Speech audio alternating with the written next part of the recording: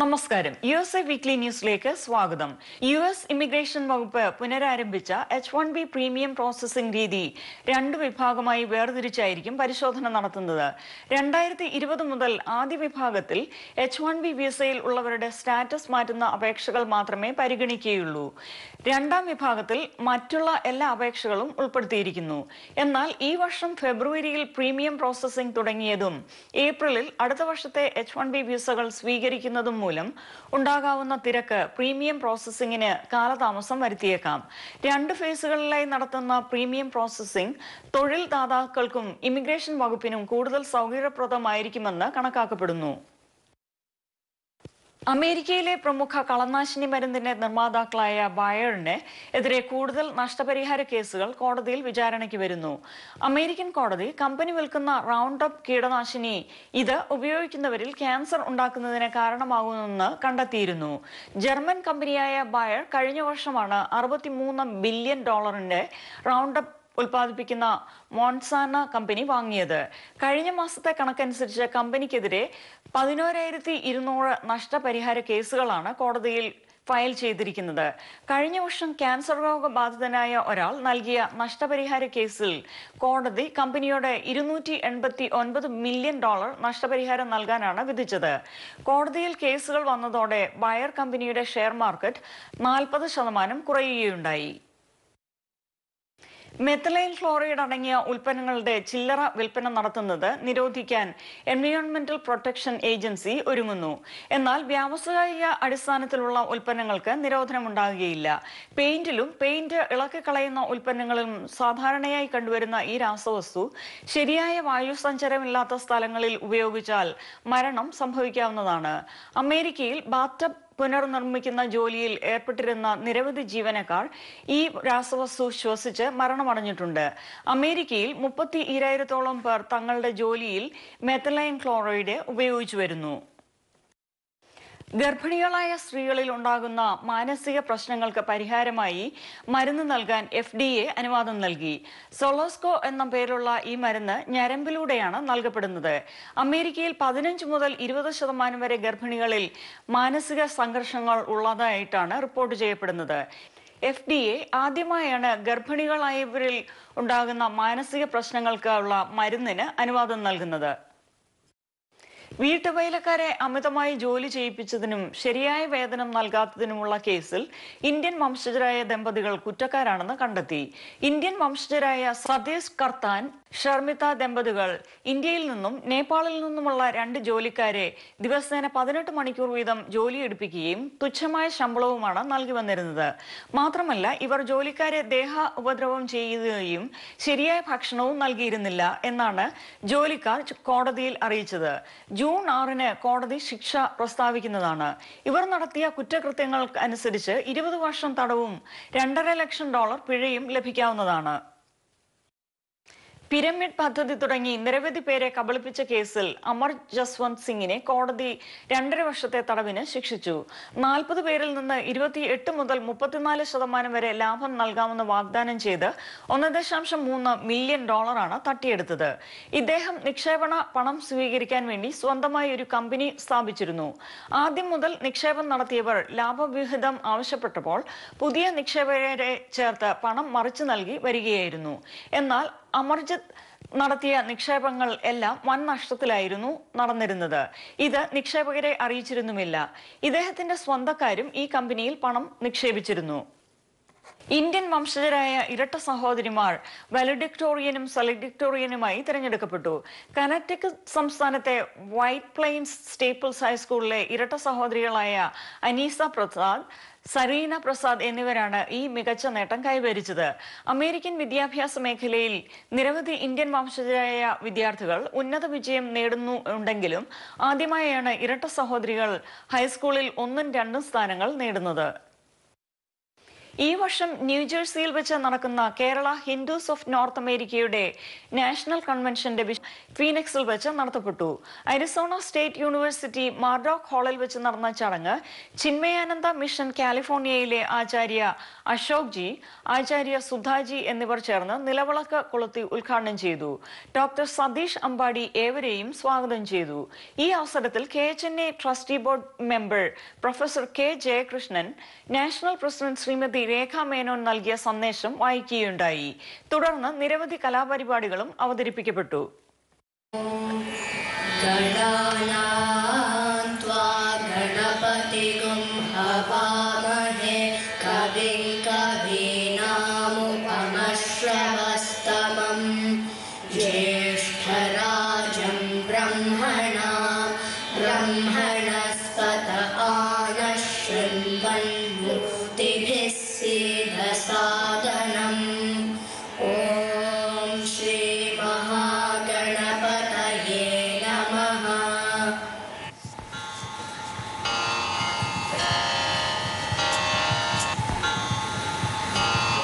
Most important thing is to preserve our beliefs and traditions. It is a unique organization in that only KHNA provides a single forum for all Hindus to come together and understand and promote our religious and cultural values and traditions, as well as to get to know each other and become one global Hindu family.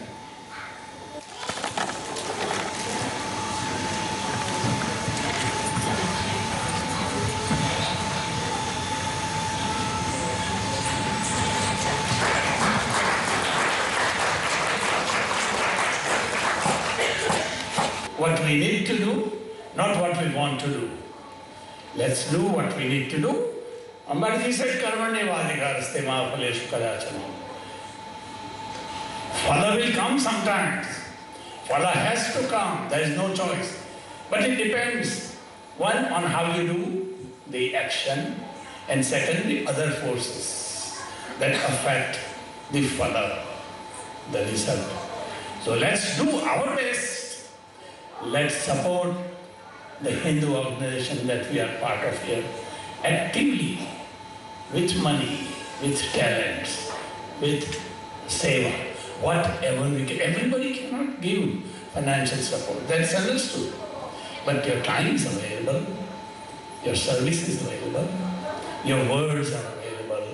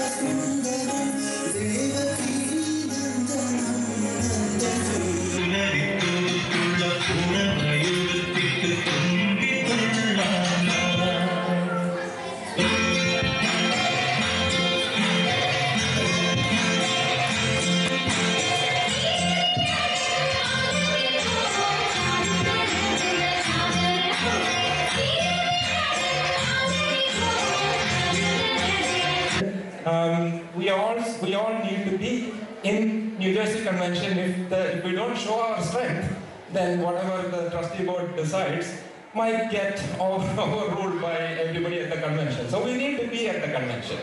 So we are behind us. The trustee board is behind Arizona at least have selected Arizona as the next place. But all of you need to do our work.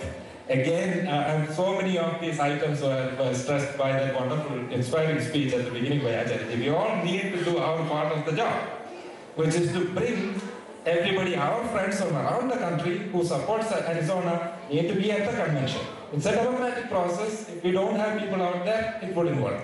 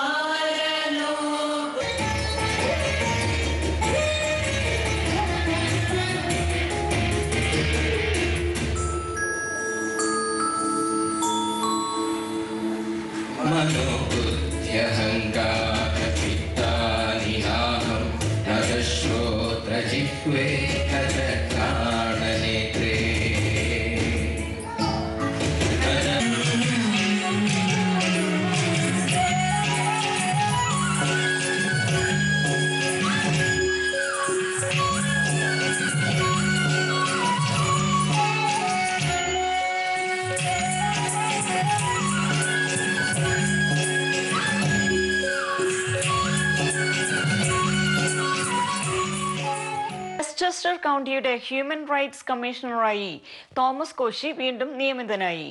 2011 മുതൽ ഇദ്ദേഹം ഈ സ്ഥാനത്ത് സേവനം അനുഷ്ഠിച്ചു വരുന്നു.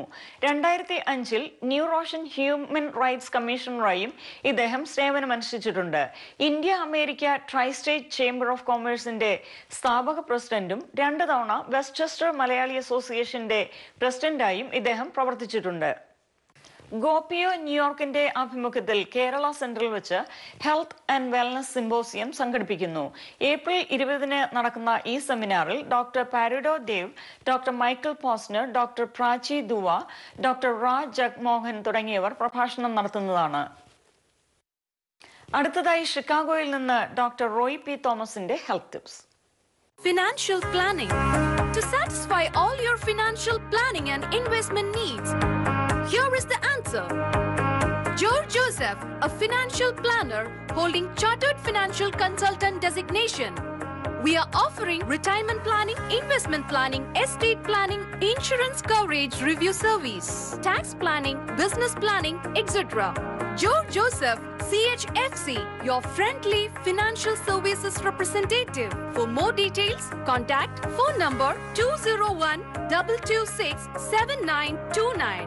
Cell number 845-323-3666. Email gjoseph@financialguide.com. Our website www.geofinancialguide.com. George Joseph, a financial planner holding Chartered Financial Consultant designation. Mars Mutual Tri-State. Dad, are we going out for a holiday? No, beta. Why? No budget, no planning. Please, Dad. Hello, Skypass Travel. Skypass will take us on our holiday.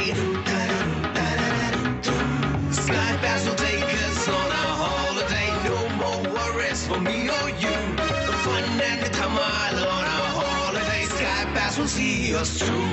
Thank you, Mama. Thank you, Skypass. Skypass Travel. Your passage is our priority. Like us on Facebook for specials and monthly giveaways.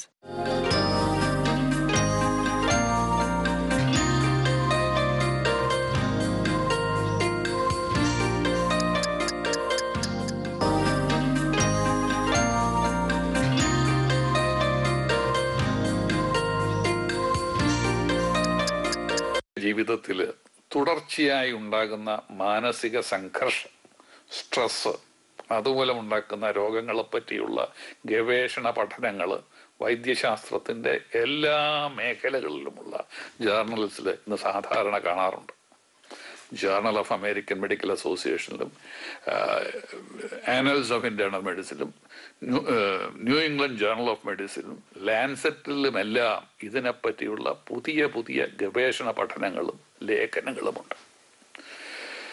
Stress നീണ്ടു നിൽക്കുന്ന stress high blood പ്രഷറിന്, heart അറ്റാക്കിന്, ക്യാൻസറിന്, വയറ്റിലെ അനേകം അസുഖങ്ങൾക്ക്, ആസ്മയ്ക്ക്, ഡിപ്രഷന്, Alzheimer's ഡിസീസസിന് എല്ലാം കാരണമാകും.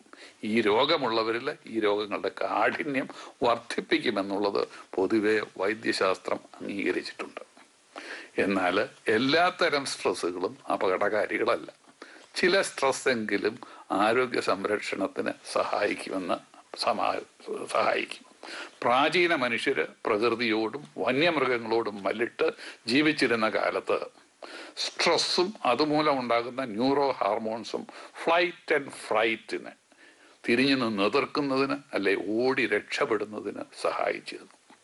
ഇന്നും താൽക്കാലികമായി അല്പസമയത്തേക്കുണ്ടാകുന്ന സ്ട്രെസ് മൂലം നമ്മുടെ ഇമ്മ്യൂൺ സിസ്റ്റം ഉദ്ദീപിക്കപ്പെടുകയും ശരീരത്തിലെ രക്തഓട്ടം കൂടെ വർദ്ധിക്കുകയും ചെയ്യുന്ന പ്രയോജനമുണ്ട്. എന്നാൽ തുടർച്ചയായി ഉണ്ടാകുന്ന സ്ട്രെസ് നമ്മുടെ ആരോഗ്യത്തിന് അപകടം സൃഷ്ടിക്കുമെന്നുള്ളതിൽ യാതൊരു സംശയവുമില്ല.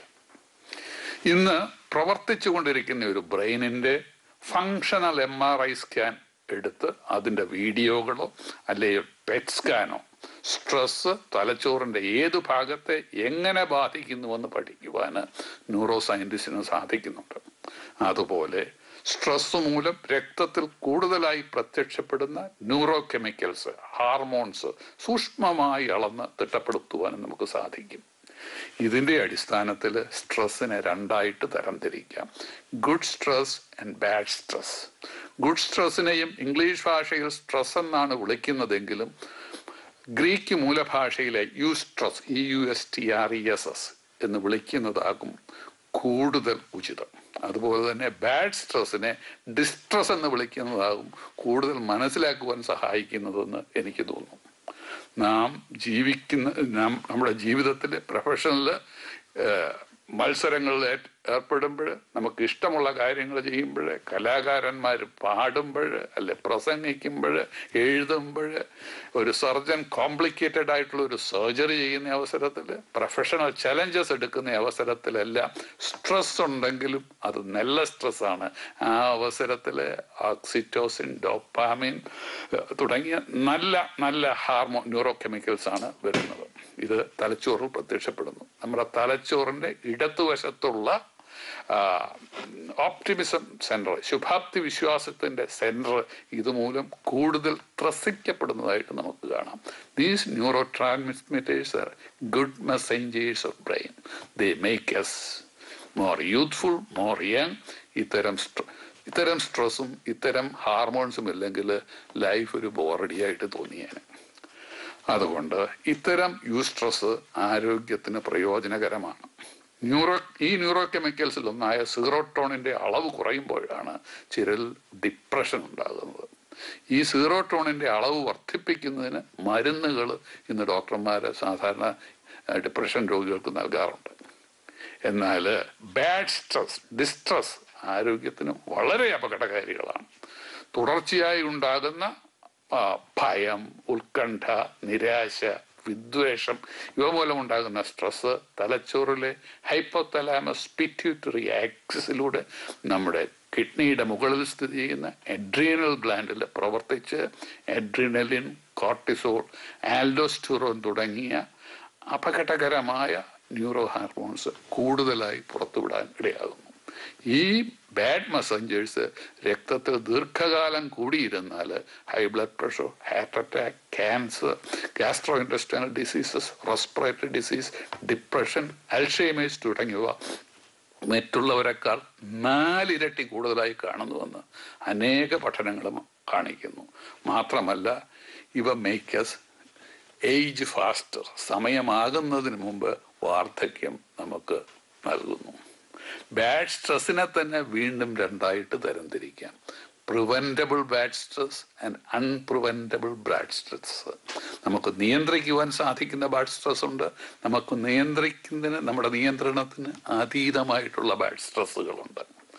പ്രിവെൻറ്റബിൾ ബാഡ് സ്ട്രെസ്സിൻ്റെ ഉദാഹരണം ചില സാഹചര്യങ്ങൾ, ചില സന്ദർഭങ്ങൾ, ചില മനുഷ്യർ തന്നെ ടോക്സിക് ആയിരിക്കാം.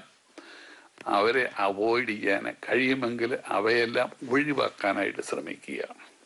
ഉദാഹരണത്തിനൊരു ആൽക്കഹോളിക് മദ്യപാനി മദ്യശാലയിൽ ചെന്നിരുന്ന് മദ്യപിക്കാതെ ചുമ്മാതിരിക്കുന്നത് ഒരു സ്ട്രെസ്സാണ്. അമേരിക്കയിൽ ഒരു പഴമൊഴിയുണ്ട്, even if you don't want a hair cut, if you go and sit in a barber shop for a long time you will get a hair cut.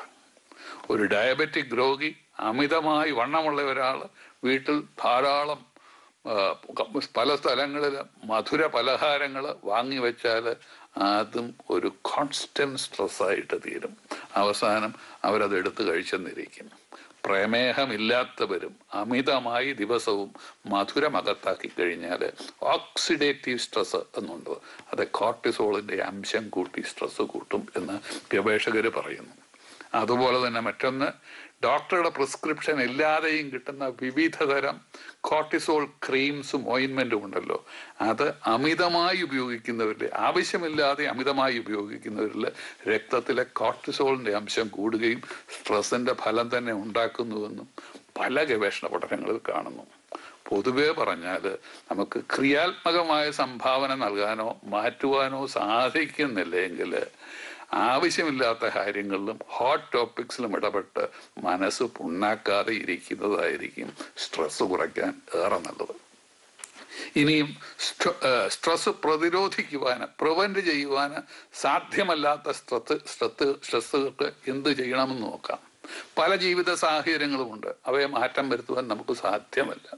അഫ്ഗാനിസ്ഥാനിൽ എന്ത് സംഭവിക്കുമെന്ന് പറയടിച്ച് പെപ്റ്റിക് അൾസർ ഉണ്ടാക്കേണ്ട ആവശ്യമില്ല. അത് പ്രസിഡന്റും മറ്റ് ലോക നേതാക്കന്മാർക്കും വിട്ടുകൊടുത്തേക്കുക. മുല്ലപ്പെരിയാർ അണ പൊട്ടുപോയെന്ന് ഭയപ്പെട്ട്, എൻ്റെ ബന്ധുക്കളെല്ലാം വെള്ളത്തിലാകുമോ എന്ന് ഭയപ്പെട്ട് ചിക്കാഗോയിൽ ഉറക്കം ഞാൻ കളയുന്നതിലും അർത്ഥമൊന്നുമില്ല. സുപ്രീം കോടതി നിയോഗിച്ച ജസ്റ്റിസ് കെ.ടി. തോമസ് വിദഗ്ധരുടെ അഭിപ്രായം എല്ലാം സ്വീകരിച്ച് അതിനെ ആസ്പദമാക്കി മുല്ലപ്പെരിയാർ ഡാം 100 വർഷത്തേക്ക് പൊട്ടുകയില്ല എന്ന് പറഞ്ഞത് വിശ്വസിച്ച് ഇവിടെ സ്വസ്ഥമായി കിടന്നുറങ്ങുകയാണ് ബുദ്ധി. എന്നാൽ വ്യക്തി ജീവിതത്തിൽ നമുക്ക് ഒന്നും ചെയ്യുവാൻ സാധ്യമല്ലാത്ത ക്രോണിക് സ്ട്രെസ് ഉണ്ടാക്കുന്നതുമായ പലതുണ്ടാകാം. നമ്മുടെ മാതാപിതാക്കളോ അടുത്ത ബന്ധുക്കളിൽ ആർക്കോ അൽഷൈമേഴ്സ് രോഗം ബാധിച്ച് ഓർമ്മ മുഴുവൻ നഷ്ടപ്പെട്ടു പോയി എന്ന് വിചാരിക്കൂ, നമുക്കൊന്നും ചെയ്യാൻ സാധിക്കില്ല. നമ്മുടെ ഒരു മകനോ മകളോ പഠിക്കുന്നില്ലെന്ന് മാത്രമല്ല, ഒരു ഡ്രഗ് അഡിക്റ്റോ ആൽക്കഹോളിക്കോ ആയി തീർന്നെന്ന് കരുതുക. പ്രായമായി കഴിഞ്ഞാൽ ഉപദേശിക്കുകയല്ലാതെ മറ്റൊന്നും ചെയ്യുവാൻ നമുക്ക് സാധിക്കുകയില്ല. We are totally helpless. ജീവിതത്തിൽ നിയന്ത്രിക്കാൻ സാധ്യമല്ലാത്ത ക്രോണിക് ബാഡ് സ്ട്രെസ് നമ്മുടെ രക്തത്തിലെ bad neuro hormone cortisol, aldosterone ഇവ വർദ്ധിപ്പിക്കുന്നു. ഇവ അനേക രോഗങ്ങൾക്ക് കാരണമാകാം. വളരെ സമയത്തിന് മുമ്പ്, സമയം എത്തുന്നതിന് മുമ്പ് വാർദ്ധക്യം നൽകുകയും നമ്മുടെ ജീവിതം നല്ലതും ചീത്തയുമായ അനുഭവങ്ങളുടെ സങ്കരമായിരിക്കുന്നത് പോലെ നമ്മളുടെ ശരീരവും ഗുഡ് ആൻഡ് ബാഡ് സ്ട്രെസ് മൂലം ഉണ്ടാകുന്ന ഗുഡ് ആൻഡ് ബാഡ് ന്യൂറോ കെമിക്കൽസിൻ്റെ ഒരു സംവേദന സ്ഥലമാണ്. മറ്റൊരു വിധത്തിൽ പറഞ്ഞാൽ നമ്മുടെ മനസ്സിന് സന്തോഷം നൽകുന്ന ഡോപ്പാമിൻ, സെറോട്ടോണിൻ, ഗ്രോത്ത് ഹാർമോൺ തുടങ്ങിയ നല്ല ഹാർമോൺ മെസഞ്ചേഴ്സിൻ്റെയും അപകടകാരികളായ അഡ്രിനലിൻ, കോർട്ടിസോൺ, ആൽഡോസ്റ്റെറോൺ തുടങ്ങിയ ന്യൂറോ ഹാർമോൺസും ചേർന്ന് നടത്തുന്ന ഒരു സിംഫണി ഓർക്കസ്ട്രയാണെന്ന് പറയാം. ഇവയിൽ നല്ല മെസഞ്ചേഴ്സിൻ്റെ അംശം വർദ്ധിപ്പിക്കുകയും അഴുക്ക് മെസഞ്ചേഴ്സിൻ്റെ അംശവും കുറയ്ക്കുവാനും വൈദ്യശാസ്ത്രം ചില ഉപദേശങ്ങൾ നൽകുന്നുണ്ട്. അതിലൊന്ന്, ദിവസവും 1/2 മണിക്കൂർ വീതം ആഴ്ചയിൽ 5 ദിവസമെങ്കിലും എക്സസൈസ് ചെയ്താൽ നല്ല ഹാർമോൺസ്, നല്ല ന്യൂറോകെമിക്സ്, ഡോപ്പാമിൻ്റെയും സെറോട്ടോണിൻ്റെയും അളവ് കൂടും. 2, ഭക്ഷണത്തിൽ പഞ്ചസാര, കാർബോഹൈഡ്രേറ്റിൻ്റെ അംശം കുറച്ചാൽ കോർട്ടിസോൾ കുറയ്ക്കുവാനും സ്ട്രെസ് അതുമൂലം കുറയ്ക്കുവാനും സാധിക്കും. കുറച്ചുനാൾ മുമ്പ് വരെ ഇവിടെ അടുത്തുള്ള വിസ്കോൺസിനിൽ അനേക ബുദ്ധ സന്യാസിമാരെ ഒരുമിച്ച് കൊടുത്തി ബുദ്ധിസം മോങ് സ്റ്റഡി എന്നൊരു സ്റ്റഡി നടത്തി. ധ്യാനം പരിശീലിച്ചിട്ടുള്ളവരിൽ മെഡിറ്റേഷൻ മൂലം ഡോപ്പാമിൻ്റെയും സെറോട്ടോണിൻ്റെയും അളവ് വർദ്ധിപ്പിക്കുവാനും കോർട്ടിസോളിൻ്റെ അളവ് കുറയ്ക്കുവാൻ സാധിക്കുമെന്ന് ഈ പഠനം തെളിയിച്ചു. നമ്മുടെ മെഡിറ്റേഷൻ്റെയും യോഗയുമെല്ലാം അമേരിക്കയിൽ USA വീക്ക്ലി ന്യൂസ് പൂർണ്ണമാവുന്നു. നന്ദി, നമസ്കാരം.